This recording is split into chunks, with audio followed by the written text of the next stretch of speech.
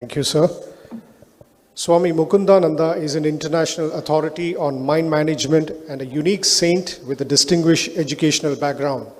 He received his degrees from two world-renowned institutes, IIT and IIM. He left a promising professional career at the tender age of 23 to dedicate himself fully to the spiritual and holistic betterment of others. Swamiji is a direct disciple of Jagadguru Sri Kripaluji Maharaj. He has founded the JK Yog, a non-profit organization dedicated to the betterment of humankind. Swamiji is on a divine mission to help people lead truly successful lives. May I now invite Swami Mukundananda to deliver the keynote address on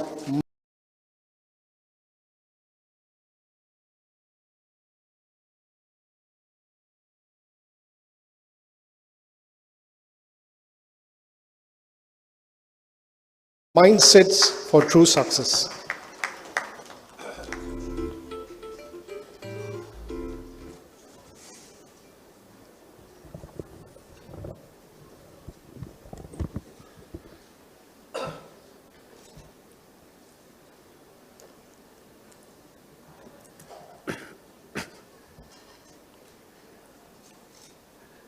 Adapt to win, leading disruptive change in a changing economic order.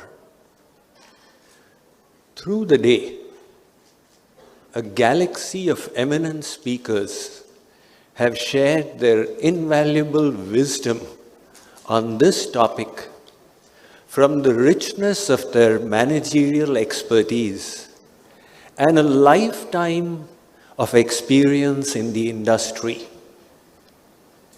Now, in the concluding session, true to the Indian ethos, you have invited a spiritual sannyasi to hear the spiritual perspective. A renunciant monk's task is not to dissert on yet another business strategy, but to help engender a deeper, more profound, and more philosophic understanding of the subject of discussion. That is why, in our Indian tradition, the sacred books of wisdom are called darshan shastras. Drishyate vastu yatharmyam anena iti darshanam. A darshan shastra, or a book of philosophy, is that which enables you to strip away all preconceived notions, prejudices, biases arising from attachments, misplaced perceptions, and see something in its true light. For example, we have been discussing here strategies to win, technologies for success for your enterprise. But I'd like to bring your attention to a deeper question. What does it mean for an enterprise to succeed? What if an organization's profit and loss account is lucrative? However, in the process, the employees feel exploited. The environment is polluted. The ecology is permanently disrupted. And the consumer's health is affected because of purchasing from you harmful products. Would the balance sheet of that organization truly be a measure of its success? Similarly, for the individual who dedicates his or her best years of life for the organization, does the organization's success correlate on a one-on-one basis with the individual success? What if at the end of your long innings in the industry, when you look back, you discover that you strived hard to make your organization a success, but you didn't even have time to ask yourself, what is success for my life? What is the goal of my life? And there was definitely not enough time dedicated to making your life a true victory. That is why today I am here to help you clarify these questions in an optimistic, encouraging manner that provides us hope and clarity of understanding. The topic that I am going to speak about is mindsets for true success. Let us start with the first point. What is winning for an individual, and what would be a truly successful life? This much most of us have concluded, that the digits in our bank account, or our rank in the corporate hierarchy, or the amount of fame we have garnered socially is definitely not a measure of our success. Here is how the Darshan Shastras describe it. They say the first point, to try and be the best that you can be in your life. In other words, each of us innately loves goodness. This urge to be good, to be virtuous, is a yearning of the soul itself. That is why everybody loves the truth. Now that may seem like a dramatic statement. You may say, Swamiji, in which era are you living when you say everybody loves the truth? I know so many people who are inveterate liars.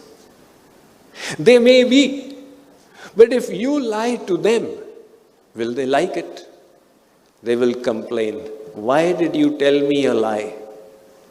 But you lie yourself. That's all right, but I don't want anybody to lie to me. This is called, in English, honesty amongst thieves. If there's a gang of bandits and the junior bandit lies to the head bandit, he complains, how dare you lie to me? In other words, we may be unjust, but if somebody is doing injustice to us, we hate it. When Karn's chariot wheel got stuck in the mud and he descended on the ground to fix it, Lord Krishna told Arjun, shoot him in the back. When he has his chest towards you, you won't be able to kill him. Now Karn heard him. Karn's ears were very powerful. He said, Lord Krishna, you have manifested the Vedas in which you have declared dharma. And you are teaching 420 to Arjun. Kshatra dharma mavekshasva. What is the dharma of a warrior? Think. Lord Krishna answered very beautifully. He said, Karn, you love dharma? Where was your dharma when the right of the Pandavas was being denied to them? Where was your dharma when Draupadi was being humiliated in the assembly of the Kauravas? If you loved dharma, why did you take the side of the unrighteous Kauravas? So he said, Qua dharmaste tadagata? What dharma did you follow, Karn? In other words, I may steal, but nobody should steal from me. One thief, after doing his work, reached home. very happy that I have got a big booty today. He counted it and went to sleep with great glee. At night, a thief entered this thief's home. The first thief, when he woke up in the morning and he saw that there had been a burglary, he was extremely annoyed. Who is this? If I find him, I'll break his teeth, I'll smash his head. But you are a thief yourself. Why are you getting so agitated? You should be happy. Your party has doubled. There was one, now there are two. No, I may steal, but nobody should steal from me. This yearning from within all of us, we seek from others truthfulness, justice, kindness, compassion. And why? This Ishwariya Sampatti, divine qualities, is the very nature of the Supreme, whom you may call Ram, Sham, God, Lord, Allah, divinity, nature, the universe, whatever, that those divine qualities are its attributes. And being little parts of that one source, we spontaneously love these qualities. And hence, the Darshan Shastras tell us that you have an urge in your soul to grow in your life and try to be the best that you can be. That is why Swami Vivekananda said, these prophets that you and I worship were not unique. They were human as you and I, and they had attained super consciousness. And we can do the same. The very fact that one person achieved that state indicates that all of us can do so. And that ultimately is religion. What is religion? The path that helps us reach the perfection of being the best that we can be. The Bible says, be ye perfect, even as your Father in heaven is perfect. There is a word for the divinity in the Vedas called Brahma, which is expressed in English as Brahman. This word Brahman is very interesting. Vrihatvad Brahma, the supreme divinity, is infinitely vast because all creation resides in it. However, there is a second meaning of this word Brahman that people are usually not aware of. Vringhanatvat Brahma. Brahman is that who tries to make its parts perfect like itself. So the first aspect of success then is to try and be good. In other words, to be the best version of yourself that you can be. The second, to try and do good. We get happiness not by increasing our possessions, but when we find we are making a difference in the lives of people. A very interesting social research was conducted. One scientist approached a woodcutter, asked him how much salary he was drawing, and offered, I will give you double the salary you work in my farm. The woodcutter said, all right, doubling my salary, why not? Who will resist such an offer? So he reported the next day. The scientist gave him the axe and said, you will use this axe. Now it has the iron head, one side sharp and the other side round. You will use the round side of the iron head to hit the tree. The woodcutter said, these trees are never going to get cut. The scientist said, how does it matter to you? I'm giving you twice the salary, just keep doing your work. The woodcutter went about his tasks And he kept on hitting. Naturally, no tree would ever get cut. After 4 days, he came and threw the axe at the scientist's feet. He said, "Sir, I quit." The researcher said, "Why? You're quitting a job at double the salary." He said, "This is no fun. I need to see the chips flying." Now think about it. All of us work. We want to see the chips flying as a consequence of our work. If we find that our work has no impact, it is absolutely not motivating. In other words, we wish to do good. In industrial engineering, research shows that unpackers versus packers, the unpackers have a greater level of discontent because they are destroying something while the packers are creating something. So the second aspect of winning in life is to do the best that you can do. In other words, to do good. Now, the third aspect is to feel good. To feel good, in other words, to be happy. Ultimately, life is a search for happiness. The universal common desire amongst all of us is the desire to be happy. And this knowledge that we want happiness came within us the moment we were born. The first thing we did when we entered this beautiful world was to raise the slogan, "Give me happiness, give me happiness." You may say, "Swamiji, we raised such a slogan when we were born. We could not even say A, B, C, D." No. What did we do? We cried. And why did we cry? Because in the process of birth, we experienced pain.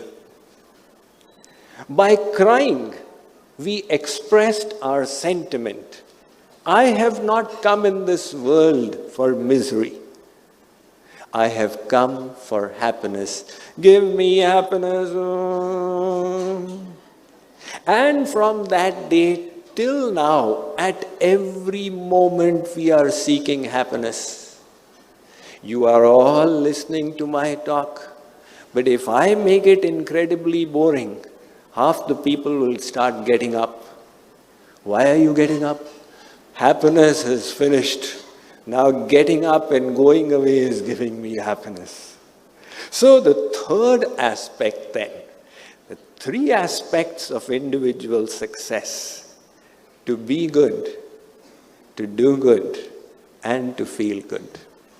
To be the best that you can be, to do the best that you can do, and to feel the best that you can feel. Now let's see how this applies to the corporate environment. The model of the previous century, where an organization's task was just to squeeze the maximum profits from the environment for the benefit of its shareholders, has been found unsustainable, immoral, and unethical by the management gurus, thinkers, professors of the 21st century. Now here is the spiritual perspective on it. The customers of your enterprise have a need. You fulfill that need of your customers, and in lieu of the services provided, they offer you a revenue. In other words, it's a win-win situation. If you wish to increase your revenue, what do?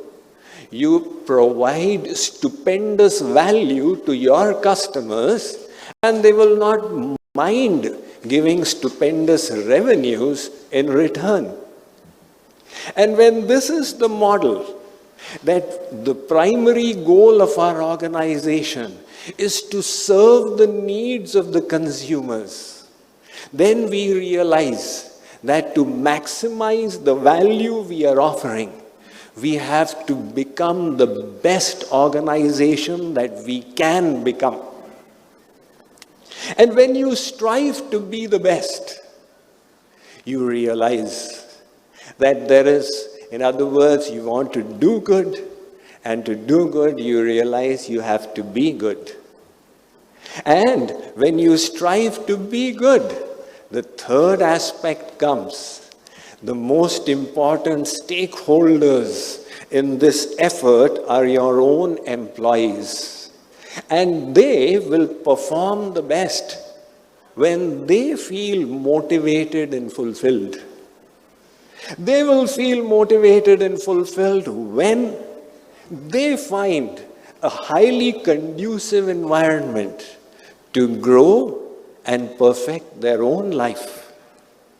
In other words, when the employees feel good, in a positive, constructive way, when you are enabling them to make their lives a success, the company will then be the best it can be.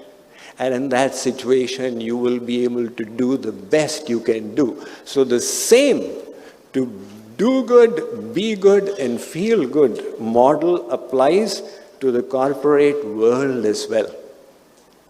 Now, the second aspect of it, what are the mindsets to achieve it?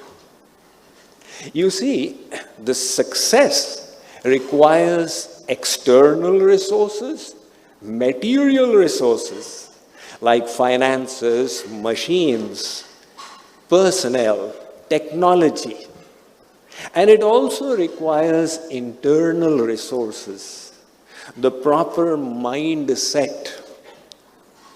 If you have all the external resources, which is the purview of managerial science, but you lack in the internal resources, the proper mindsets, you will still line yourself up for failure. On the other hand, if the inner resources are proper, appropriate, optimal, invariably the external resources will get added. So these inner resources, our mindsets, are available to everyone. It's just the way you think. In my recent book, 7 Mindsets for Success, Happiness and Fulfillment, which was #1 on the Nielsen chart nationwide a few weeks ago, I have discussed 7 attitudes. However, here, in the limited few minutes I have to complete this topic, I have chosen to take the most important mindset, which is the mindset of purity of intention. Now, we are all here to hone our leadership skills, to enhance our managerial abilities. However, what is the intention behind this whole effort? There could be a variety of intentions.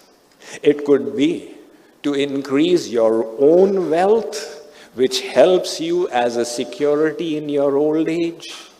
Or the intention could be to provide more and better employment through your organization. Or it could be to provide resources to your near and dear ones as you feel they deserve. Or it could be to climb up the social ladder. There could be innumerable intentions. The hypothesis I wish to present is, there is one pure intention.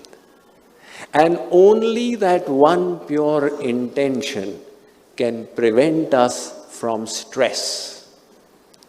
Stress is a worldwide affliction today.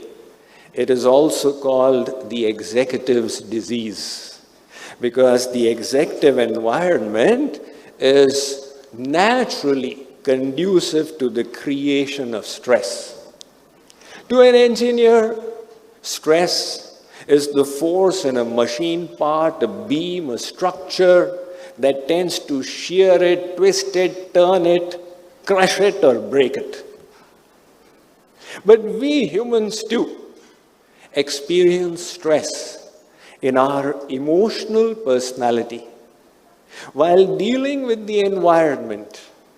When we experience that the resources required to handle the situation, whether financial, emotional, spiritual, mental, intellectual, are more than I possess.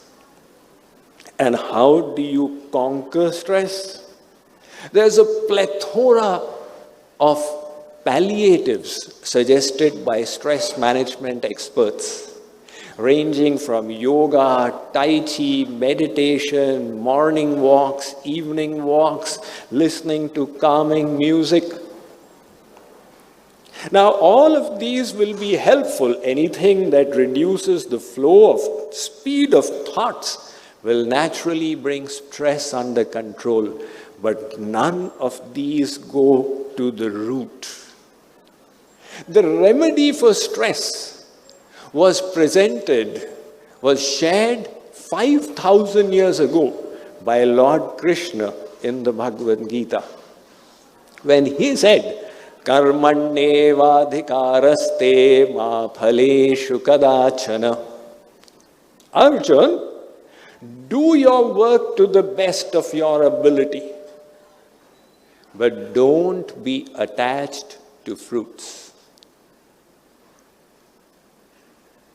This attachment to fruits is what causes stress. Think about it. You can work from morning till night. If ma phaleshu kadachana is the state of your mind, you will have no stress. But if you are attached to the fruits, you cannot avoid stress. Whether it's a job interview, or it's a student's exam, or it's the marketing targets, or the financial reports, stress will definitely come. So what is the way to avoid?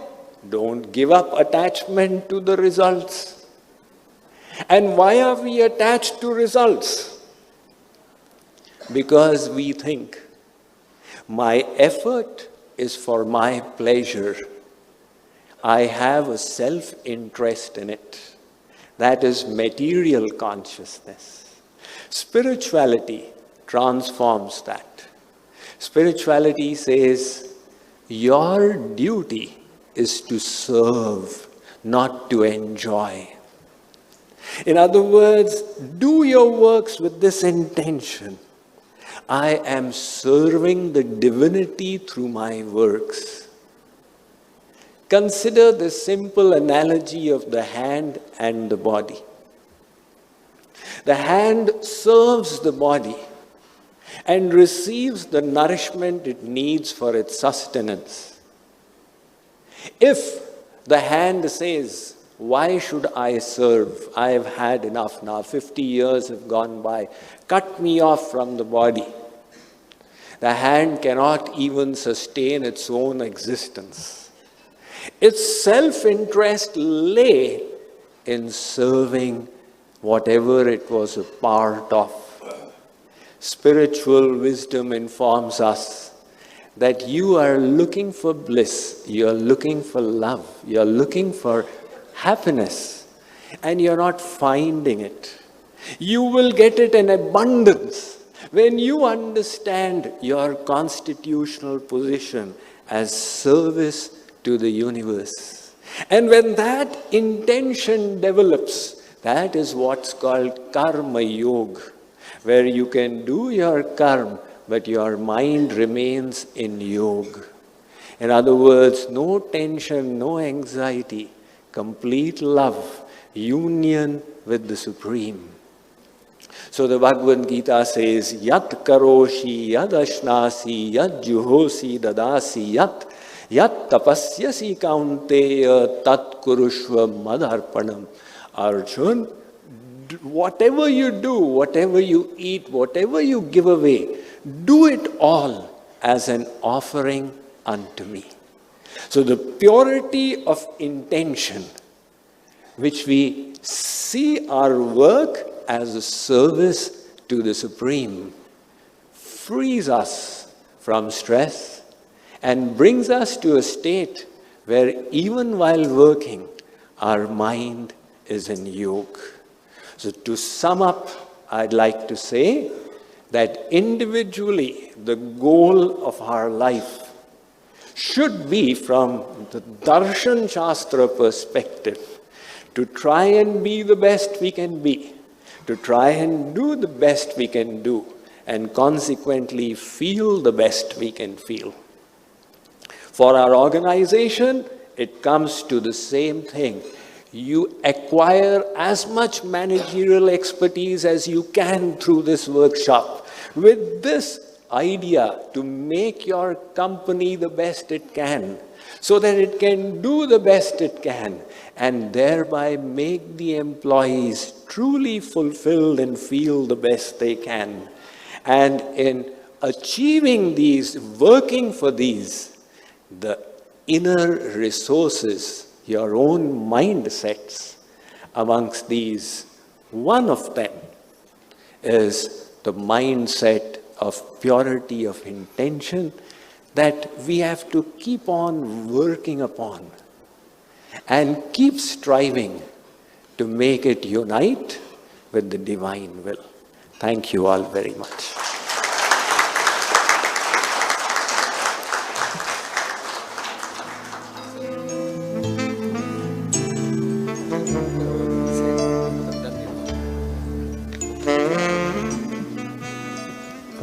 Thank you, Swamiji, for that very enlightening address. Ladies and gentlemen, the book by Swamiji, Mindsets for True Success, is available for sale outside. Please pick up a copy. We come to yet another very exciting moment of this convention, the presentation of awards to the winners of the 23rd MMA competition for young managers. May I now request Group Captain R. Vijay Kumar to announce the winners. Thank you, Prakash. MMA has been organizing the MMA competition for young managers annually since the year 1996. The competition is held every year as a prelude to the MMA annual convention on the theme of convention and restricted to the young managers of the age of 40 years. The MMA competition for young managers is a platform for young managers to exhibit their talent and leadership skills and thereby win recognition of their potential to exceed and excel. The competition provides a unique opportunity to young managers to demonstrate their knowledge, creativity, experience, and professional prowess to become leaders of tomorrow. The competition for this year was held on 31st January 2020 at the MMA Management Center as a prelude to MMA Annual Convention 2020 on the theme Adapt to Win Leading Disruptive Changes in a Changing Economic Order. 50 young managers from the corporate participated in the competition. The panel of judges from the corporates and management professionals evaluate the written and oral presentation of the team selected on the winners. May I now request the distinguished dignitaries, Mr. Suresh Narayanan, Chairman Manager of Nestle, and Swami Mukundananda, to step forward and do the honor of presenting the award to the winners of the 23rd MMA competition for young managers. May I?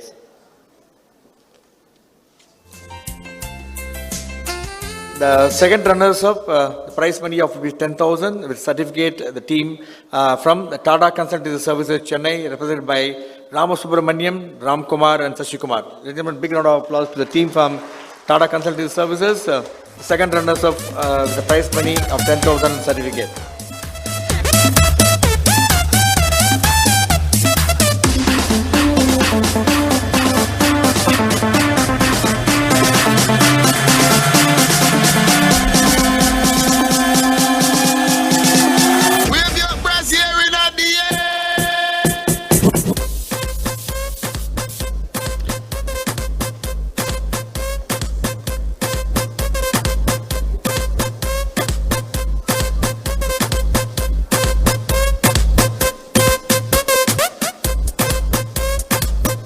the runners-up with the prize money of 15,000 rupees, certificate